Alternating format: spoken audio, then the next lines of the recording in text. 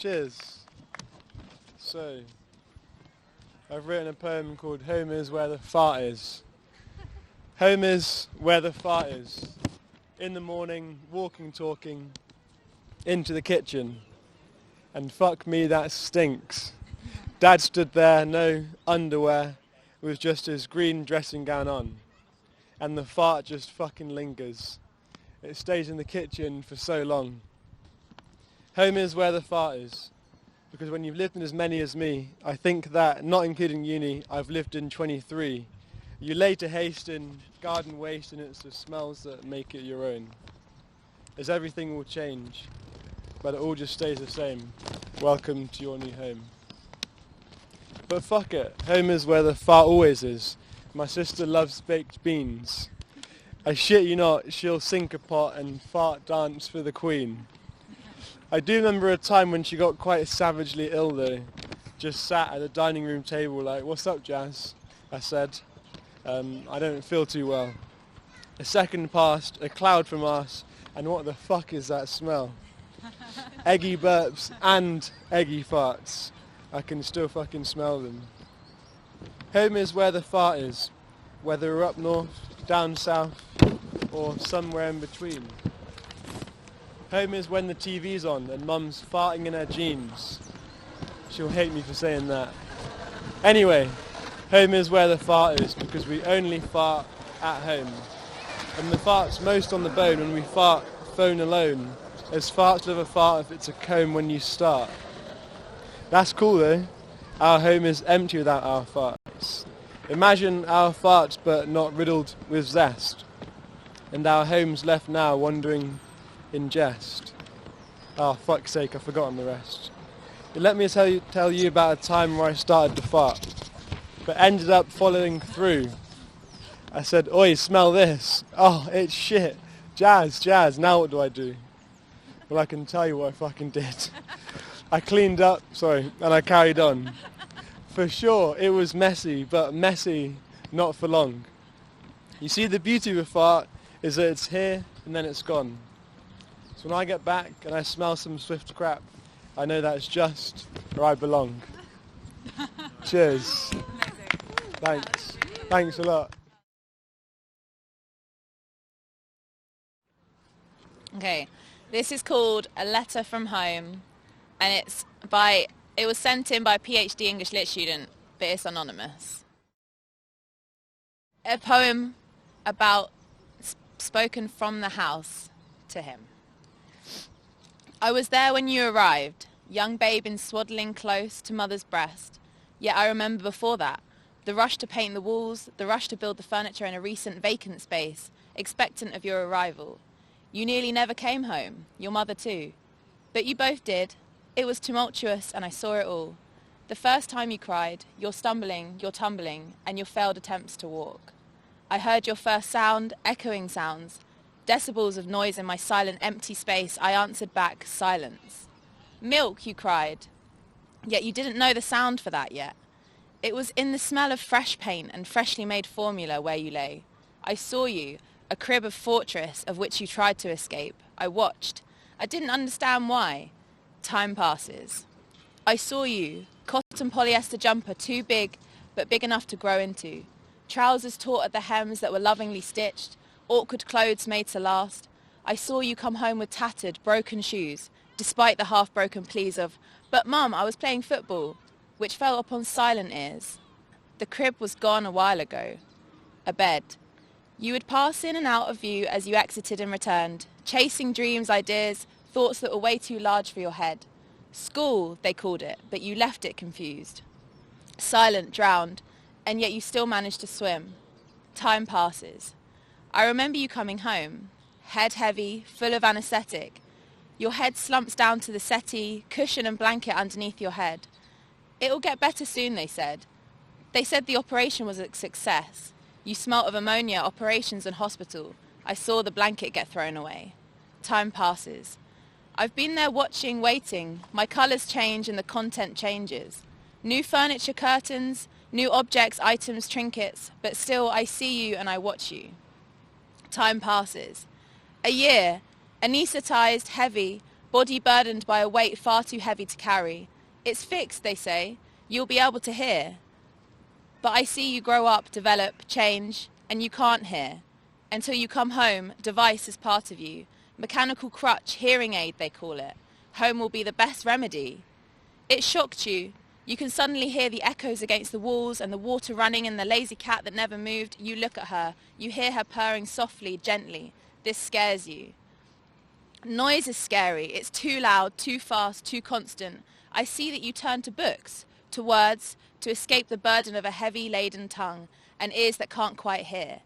The written word never tries to escape the tongue. Time passes. New clothes, same ordeal. I watch you out of beady little eyes, just out of focus but never out of view. You're older now, and so am I. My eyes are wizened and blurred with age and smudged by coats of paint. Your body is changed. Alarm clocks just don't seem to work for you. I see you struggle, yet I can't help. My arms are tied behind plasterboard and paint. I was there, I saw you when you came to terms with being deaf. Your hearing is now clogged by a misty hearing aid, a tube screaming profanities to the goddess of noise. You profane to her and curse it all. You go to leave. It's her shit to deal with now, not mine. I've not seen you for a while.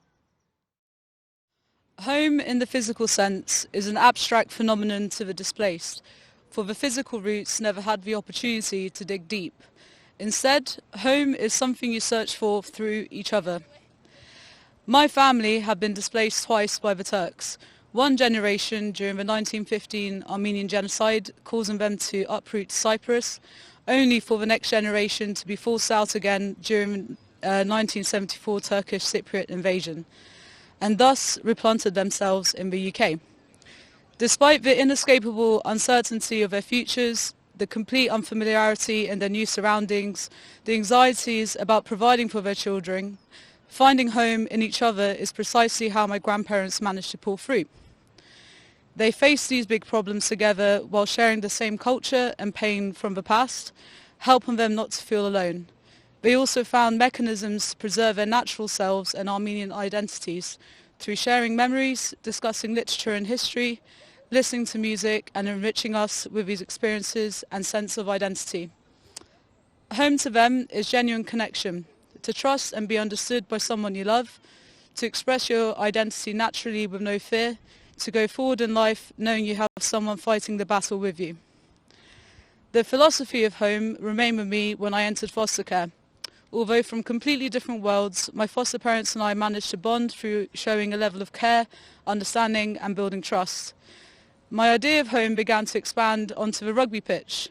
My foster parents played and finally got me into it, where 15 women put their bodies on the line for each other to fight for a common goal. From the crimson joy I feel in my heart when I see my girlfriend at the airport and hug tightly, silently, knowing we're finally back together. When walking into a Middle Eastern coffee shop with patterned carpets, that instantly reminds me of my grandparents' house and all the wealth and knowledge and virtues they taught me.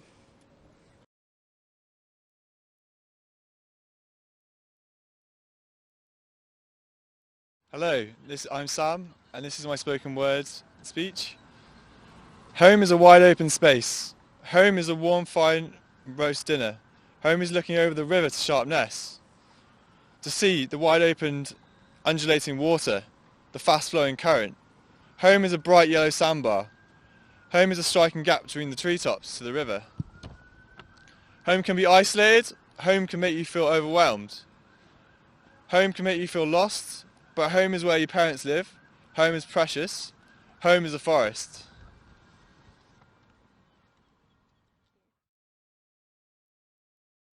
Okay, so this is from my mum. Home is when I walk through the door after a holiday, put the kettle on and put my feet up on the settee.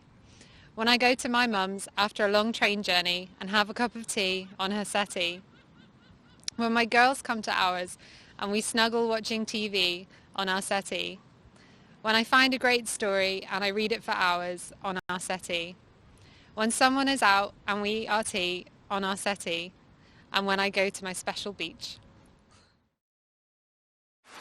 So this is a poem about my mum, which is like another version of home, I guess. There's a mirror on top of the blind, too high to reach with a face. It's breached a mistake, it's beached on the wall, it's bleached by the sun, it's preached what you see and speeched how you talk and leached on a thought you caught a reflection. Integrated with paint underneath. Your words underneath are faint in the heat of the room from the heat of the window. Stuck on the wall, I don't see it coming off, let it fall. Let it fall to the floor like a feather, let it crack in the weather, let it crack. Wonder whether it will crack or just fall with grace. Into place on the floor, where your face is a law and the fleck of self in the wreck by the shelf is calling your name. In the same way your mother did.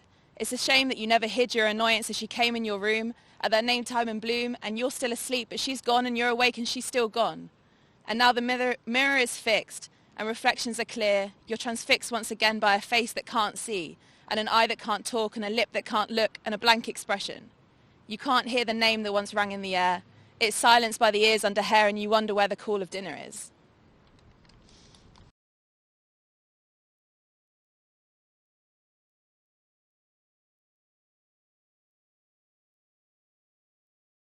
One, no, I want to see. Okay, it says, I said I'll be all I can be. For all the fallen down and proud. Said I'll see all I can see and look inside and find my child. I said I'm home, I'm born of the Spirit. I said I'm home and he's the only one living. And if you want to be all you can be, then look inside and find your child. And if you want to see all you can see, then call on God before the fire. I said I'm home, I'm born in the Spirit. I said I'm home and he's the only one living. That's it.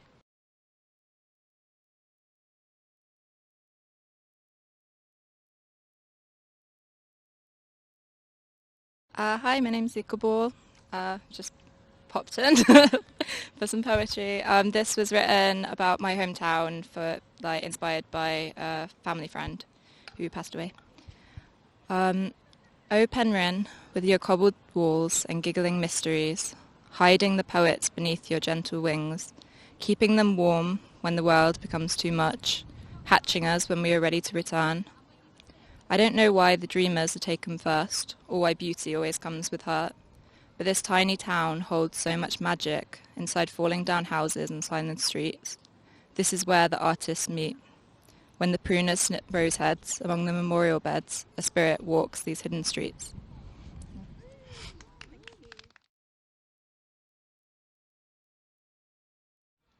Home on the inside. Unheard of, unspoken to. Her mind and her reflection do not match as she stares at herself in the eyes, at the face, at the skin, at the teeth. Turn up at the corner, her lips smile, but the whir inside is not relating to the berating she gives herself over and over. Nothing like a mirror to remind, to reflect, and as you start to detect, hear her, watch the haze of her eyes as she glazed and disguised, as a happy individual who's warm, open and reciprocal of social cues. Making jokes, it's all a ruse. She's ripping at the seams of her extremes. In her head, hearing screams as she weans. Round the sounds and instead, carries on chatting, carries on being. Tries to ignore the commotion she's seeing behind the red of her eyelid, behind a veil that she's hid, a veil that protects her from explaining, complaining, restraining herself from a breakdown. But it's okay, outside alright. On the outside, a projection onto others of a lie means she can hide, I'm fine. Nothing's wrong, I'm fine, she said.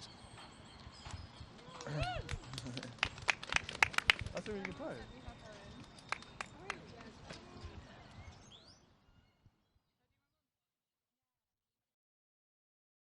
3, 2, 1.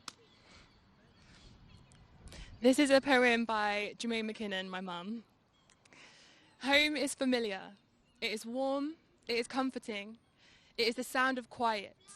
It is the sound of loved voices and predictable words. It is footsteps on the stairs, which tell you who will enter your room. The key turning in the barrel when they return. Home is a smell that is indescribable yet unique to you and yours. It is cats mewing and rubbing around your ankles for a bowl of meat. Home is craved, valued, and necessary for anchoring when you feel at sea. Home is for loving and caring. It is where you return to. It is people. It is calmness. It is where your life belongs at that moment. Home is bed, is sleep, is rest. Bring the baby home. She's leaving home. He's come back home. Home is grey, pink or white walls. In the city, by the sea. Your room, your place, your space. A street, a city, a country. My home is shared with 3 and 2 and 1. My home is within me.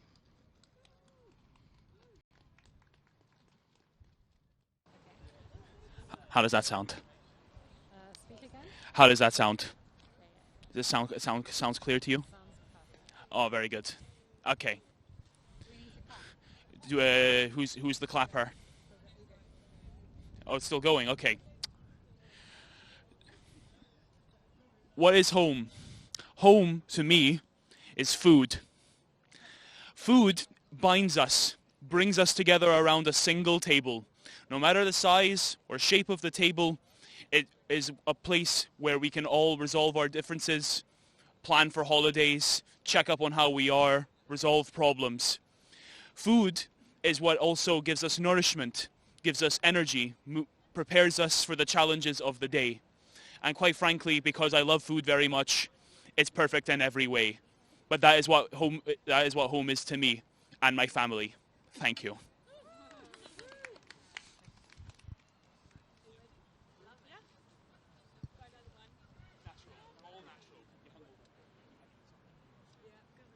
Cool. This is for my hosts, Tim and Pete, and for my parents giving me this opportunity. Home is where I feel at ease, no continuous pressure for one to please. Where mistakes can be made and no one will blame. People offering a bed for stays, adapting to their living ways. Not necessarily a place set at the kitchen table. It can just be in the eyes of a smiling stranger.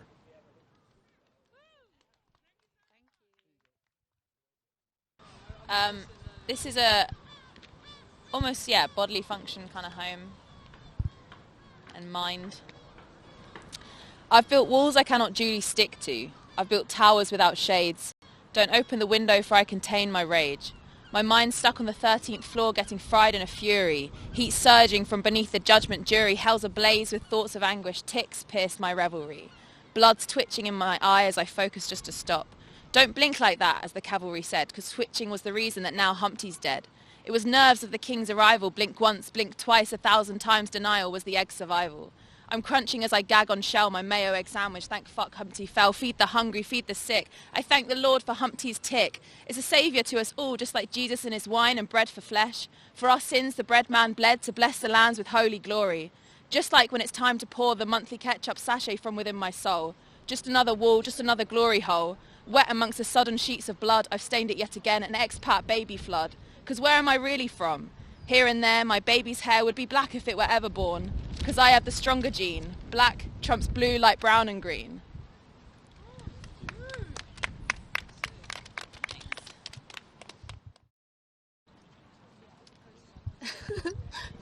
This was my first time. Home is a phone call from Dad. Home is a mailbox from my mom. Home is Jinan, where I born. Home is Hong Kong, where I live and grow. UK, a place I may not call home yet, but I hope to call home in the near future. Yeah. That was great. Thank you. Did you just write that? Sono nata in Italia, ho studiato, vissuto e lavorato in Francia, Belgio e Inghilterra. La casa per me ha il suono della mia lingua, l'accento del nord e il dialetto del sud. Ma soprattutto, ovunque io sia, la casa per me ha la forma di un quadro, i quadri di mio nonno. È il potere dei colori, figure geometriche e pennellate. La casa per me è un muro con i suoi quadri appesi sopra. Thank you. Brava! Grazie!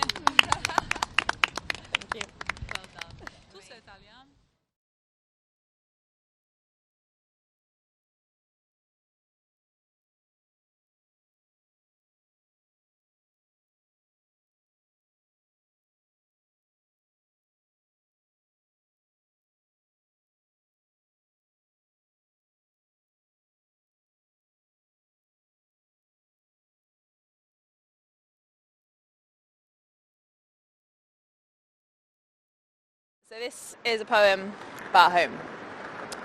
Home for me is changing breeze, a mix of seas for ceilings. Home for me is beds they lease and threads of fees they're stealing. Homes for me is cups of tea cause can't afford the heating.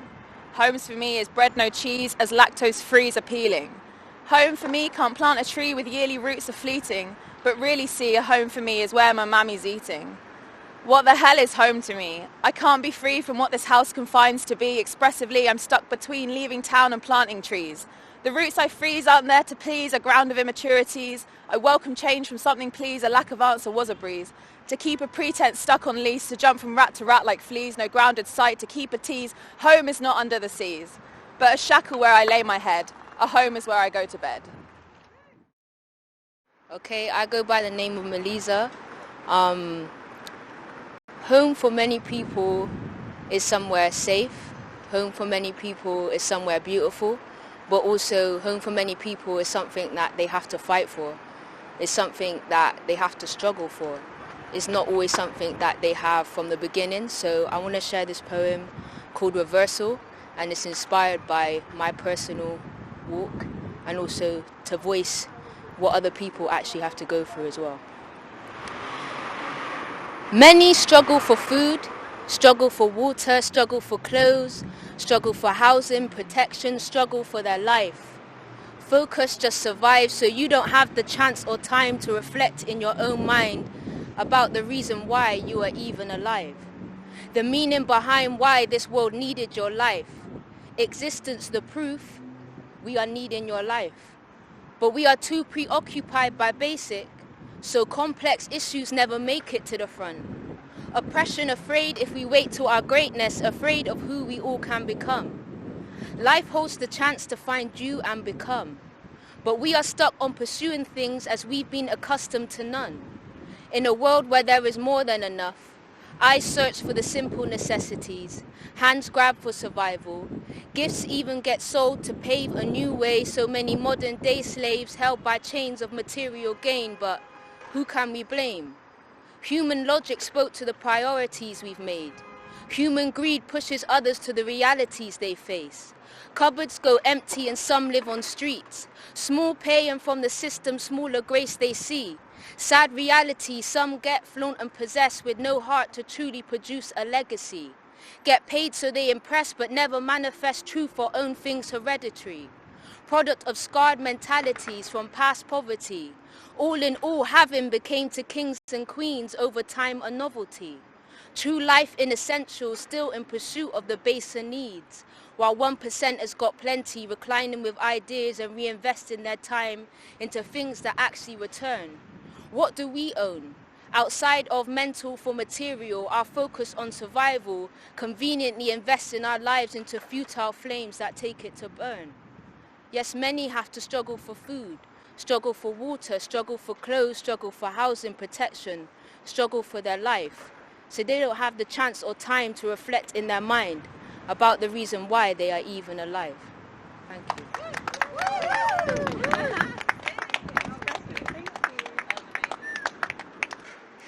This is a poem called Hong Kong by Sirius Chan.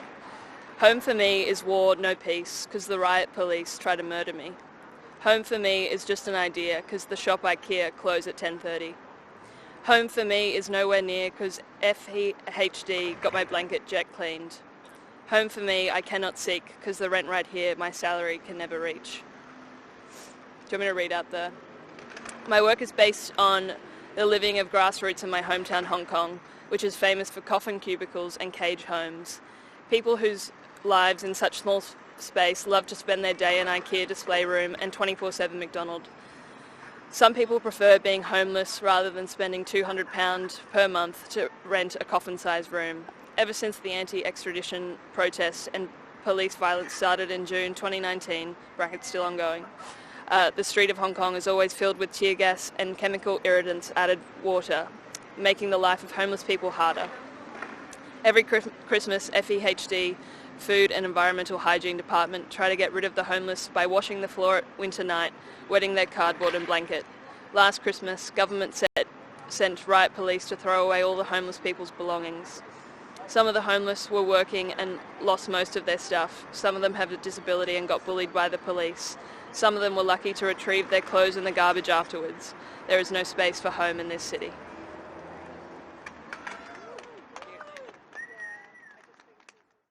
Okay, so home is also a place where you can have fun with your friends, where you hustle towards your dream, and where you basically let your hair down. So this is a poem I wrote called Fashionably Late. Fashionably late, but my song's getting played. I tell the DJ, pull it up one again, cause I'm in a zone, yes, I'm on a wave. White tee, Cuban link in a chain. Lights me and is asking my name. I pour up a drink, yes, that's a new taste. I dress for myself, still silence the place. No makeup on face, but I'm still glowing great. My brother, he plays, say if I get made, then he might have to come out and catch up a case. Girls misbehave. Please don't get finessed in the raves, cause these motives know you never get saved. Work hard till my regular day. It starts and I'm already paid. I say what I say, cause I gotta see my family eat. I gotta see my family straight. Didn't grow up on no Sesame Street, still look we became. Things from the past will try and come back and act like I'm not the same. But isn't this life all motion and change? I stepped in my lane, it took me a while, but I guess you could say I'm fashionably late.